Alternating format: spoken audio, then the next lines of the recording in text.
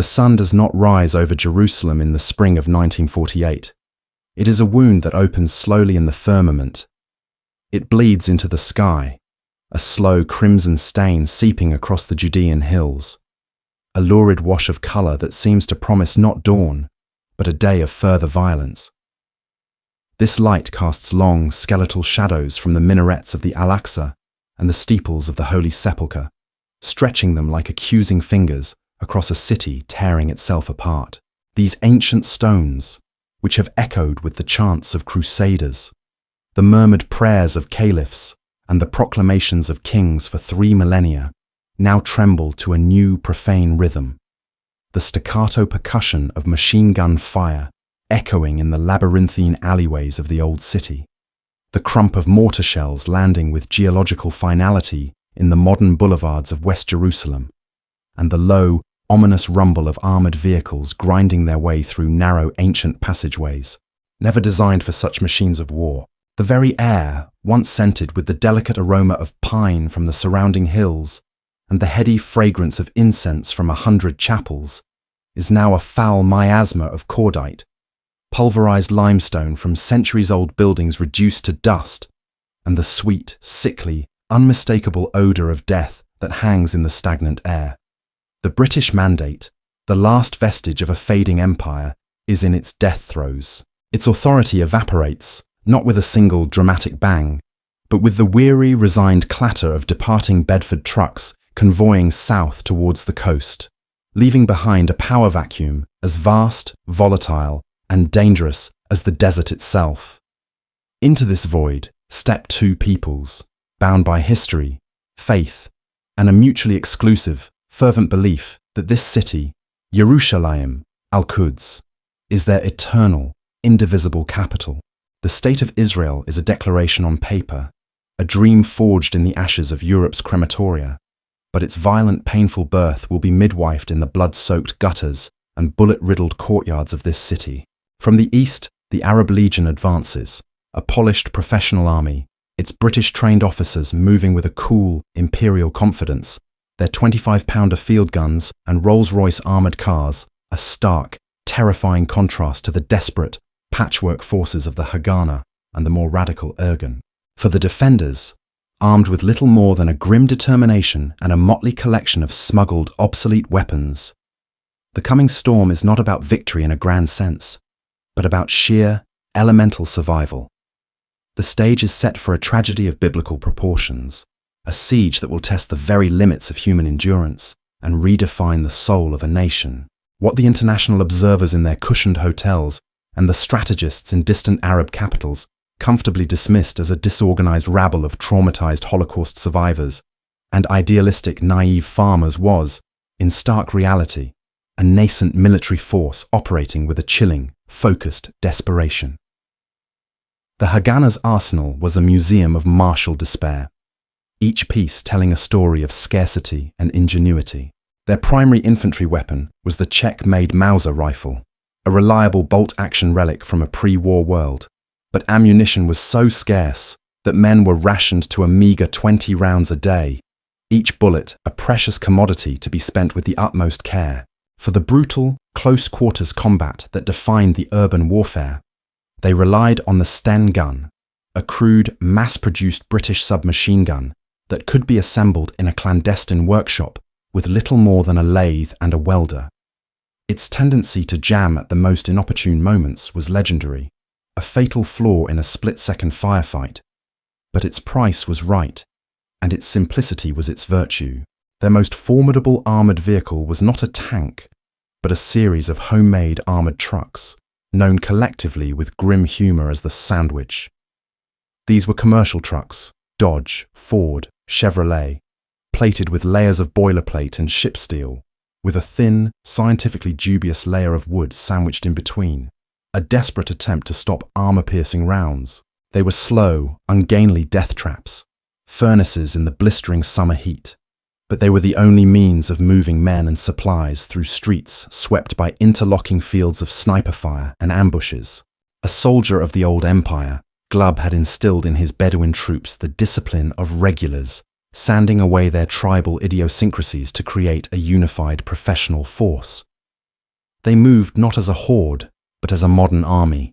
Their movements coordinated by crackling wireless sets, their artillery fire directed by forward observers with a practiced, cold-eyed precision. Their strategy was one of elegant, brutal strangulation. To sever the single vulnerable artery, the winding mountainous road from the coastal plain to Jerusalem, and watch the heart of the Jewish Yishuv starve, suffocate, and cease to beat. For the 100,000 Jewish residents of Jerusalem, cut off from the rest of the world, the war was rapidly becoming a simple, brutal equation of calories and cartridges, of water and willpower, and the numbers, day by day, were not adding up. The breadlines grew longer, the water rationing more severe, and the sound of artillery on the outskirts grew ever closer. The Haganah commander for Jerusalem, David Shaltiel, a man with the weary eyes of a diplomat and the hardened soul of a warrior, knew that conventional, set-piece attacks against the fortified Arab villages lining the heights, Castel, Nabi Samuel, and the dreaded Latrun fortress would be nothing short of mass suicide. His forces lacked the artillery, the armor, and the numbers for a direct head-on assault.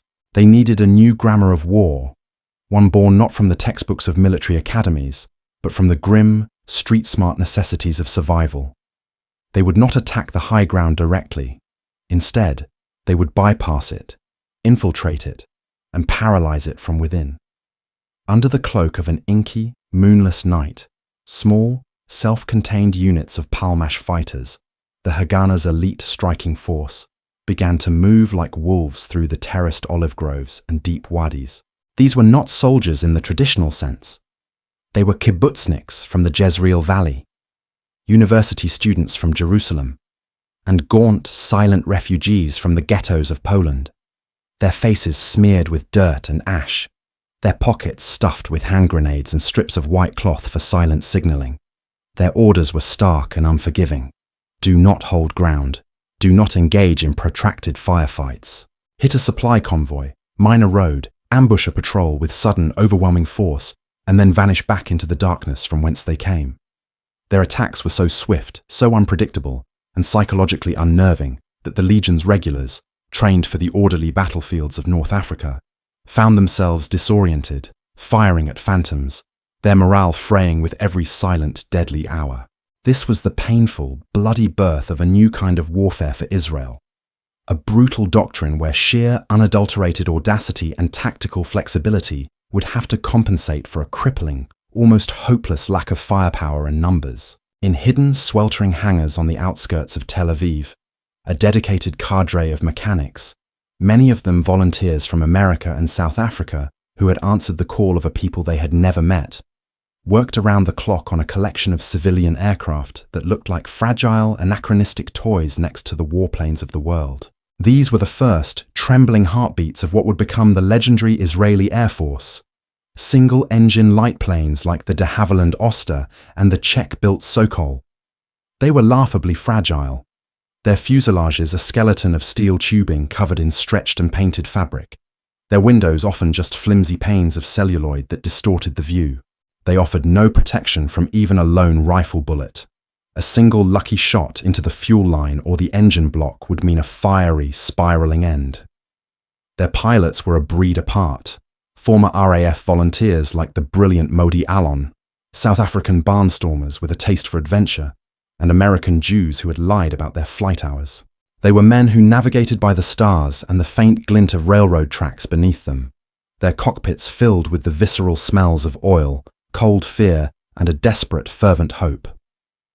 But in these flimsy, vibrating crates lay the only slender hope for a besieged Jerusalem. The operation, codenamed Operation Balak, was an act of breathtaking, near-suicidal daring, stripped of every ounce of non-essential weight, seats, radios, even excess paint was scraped away. These tiny planes would run a gauntlet of Arab fire, their flight paths a treacherous weaving line between known anti-aircraft positions in the hills. They would land not on proper runways, but on improvised dirt strips scraped clear by bulldozers on the city's outskirts, their landings conducted with landing lights off, guided only by the dim, ghostly flicker of kerosene lanterns held by Haganah scouts, who would reveal their position for mere seconds. A single successful flight could carry a few thousand precious rounds of belted machine gun ammunition, a dozen mortar shells, or a crate of vital medical supplies and plasma. It was a trickle, not a flood, but for the defenders holding the line at the Notre Dame fortress or the isolated, dying Jewish quarter, that trickle was the tangible difference between resistance and annihilation, between hope and despair. What seemed to the Arab Legion's high command like a minor, almost comical logistical footnote, a desperate, futile gambit by a non-existent air force, would, through sheer, unadulterated force of will, become the tenuous, shimmering lifeline that saved a city from capitulation.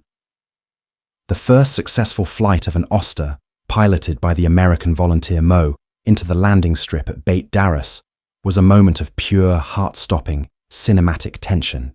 The pilot cut the engine and glided in, a silent, dark bird against a darker sky, the only sound the eerie whistle of wind through the struts and wires.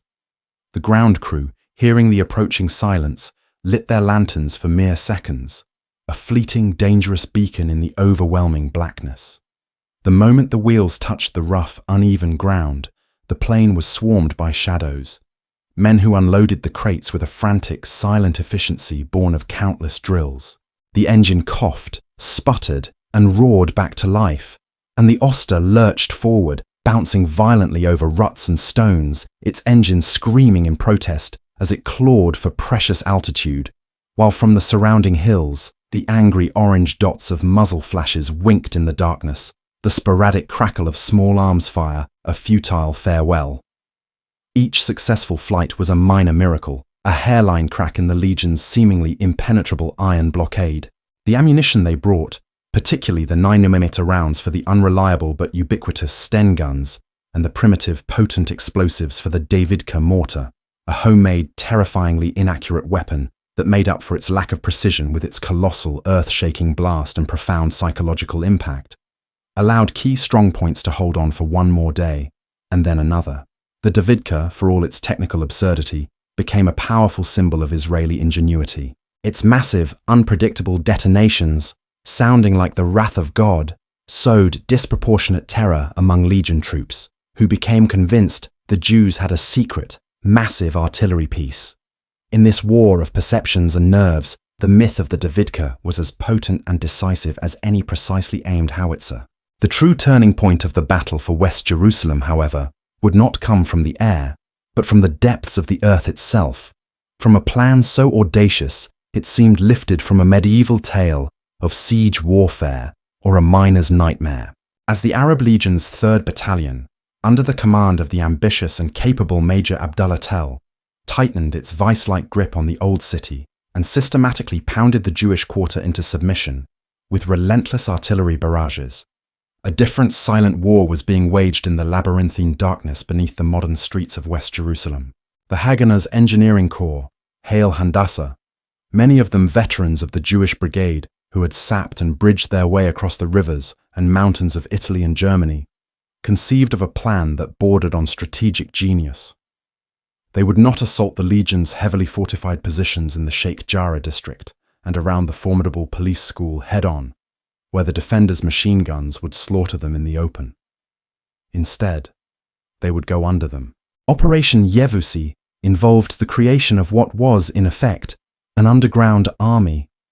In total, claustrophobic secrecy, squads of fighters and civilian volunteers, men and women alike, dug through the cold, damp cellars of apartment blocks, connected ancient cisterns forgotten for centuries, and even navigated the foul, hazardous channels of the city's sewage tunnels. Their progress was agonizingly slow, measured in painstaking inches per hour, the air thick with the damp, cold smell of clay and the sharp tang of human sweat and fear. They shored up their precarious tunnels with wooden beams scavenged from demolished buildings, the only light coming from the guttering, unreliable flame of flickering carbide lamps that cast dancing, monstrous shadows on the earth walls. They were not merely digging passageways.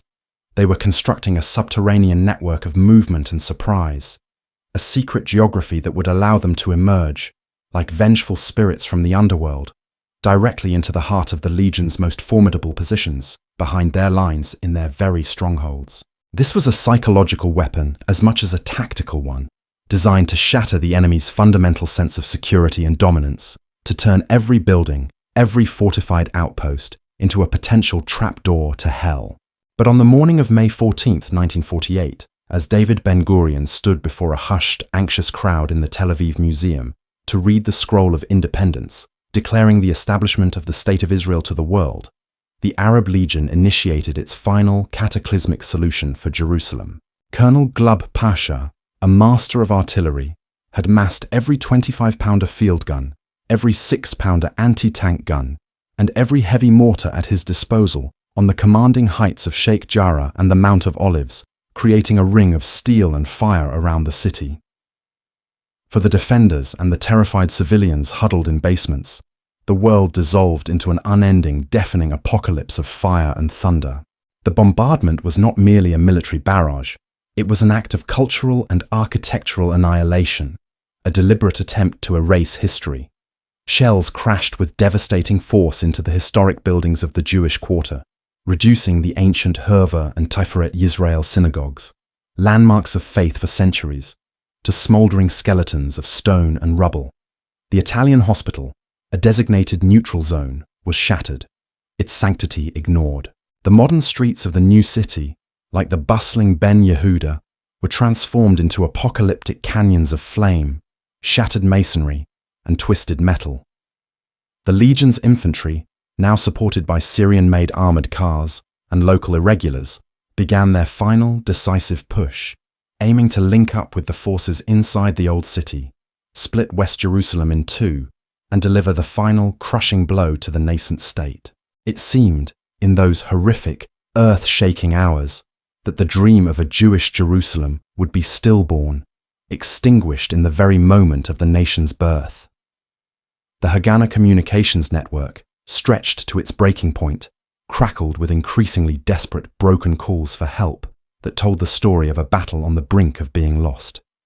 Ammunition finished at Notre Dame. We cannot hold the police school without reinforcements.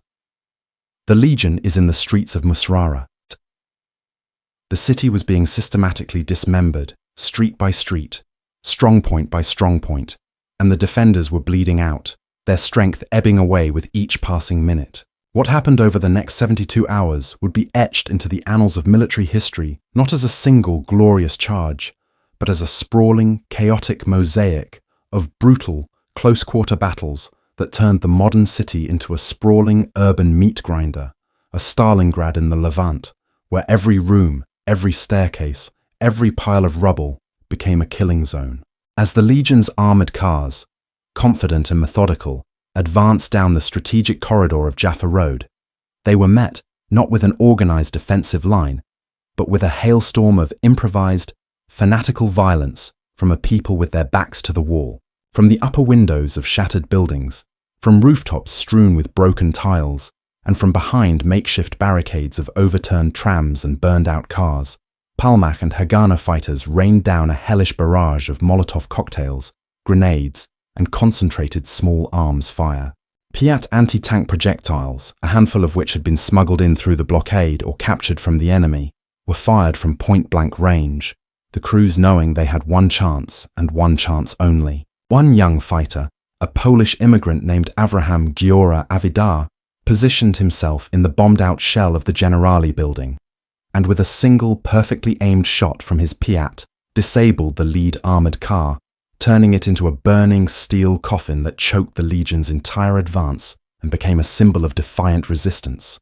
In the neighbourhood of Sheikh Jarrah, the subterranean warriors of Operation Yavusi erupted from their tunnels directly into the courtyards and rear entrances of Legion-held buildings, their faces pale from weeks without sunlight, their eyes blazing with a terrifying intensity.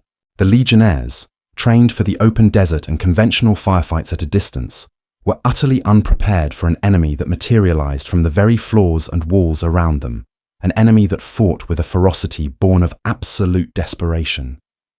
The fighting was savage and primal, a brutal ballet of bayonets, knives, submachine guns, and grenades in cramped, dark rooms and shadowy courtyards. There was no room for grand tactics or maneuver, only for the base instincts of survival and killing. The legion's elegant, powerful advance, so confident and overwhelming just hours before, stalled, then bogged down irrevocably in a quagmire of confusion, close-quarters terror, and its own blood.